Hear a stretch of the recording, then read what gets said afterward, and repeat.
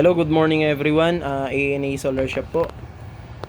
Bigyan lang namin kayo ng bagong update sa aming mga bagong inverter po na ilalabas ngayon.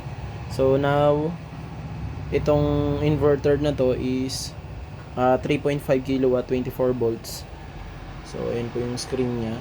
And based dun sa review namin, so almost same function siya ng SRNE. So halos wala po silang pinagkaiba. So, meron lang dinagdag na features dito sa inverter na to. So, yun nga pala, tong inverter na to is high frequency na hybrid off-grid inverter po. So, actually ito re-reviewin lang namin.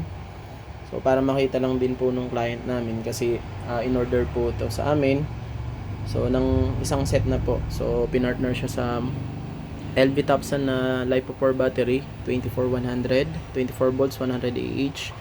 And dalawang Longi 555. So and complete set of accessories po. So by the way, ito na yung inverter. So yung sinasabi kong nadagdag sa features na to, na advantage niya dun sa ibang inverter. So ito is compatible siya sa mga tawag dito sa Pylontech. So may option siya for Pylontech LiPo4 battery. So kung ang battery nyo is naka protocol ng Pylontech na 24 volts, so magko-compatible dito via RS485 po. So communication.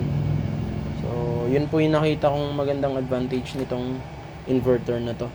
Tsaka ano rin, mura rin yung price niya. So maganda siyang pang panimulang setup po. So dun sa may mga gustong ng 24 volt setup. So compatible din siya sa LiPo4 battery. So na walang communication cable. So magma-manual setup lang dito. So user define and then adjust ng mga float and mga bulk voltage. And also yung mga cutoff voltage po. Meron din siyang LVD, HBR. So kaya safe na safe po yung inverter nyo. Yung battery nyo po. So ayun, ito yung pakita ko na lang din. So nandito yung AC input, output, PB input. So ito yung battery. Kasyang 35mm na battery cable. And may dalawang fan siya, kabilaan. So ditong right side, then left side. So maganda yung pagkagawa niya. Pulido. So may fan pa rin pala siya dito. Not sure kung fan to.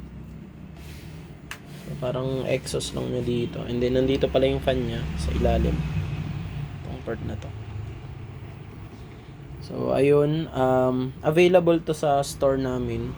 So kung gusto niyo magpagawa ng package, so mag-PM lang po kayo sa amin. So gagawan po namin kayo ng set of package. Pwede rin siyang i-partner sa gel battery. So or either LiPo4 po. Pwede po. Pwede rin kayo mag-request yung possible na mag-compatible dito via comms cable.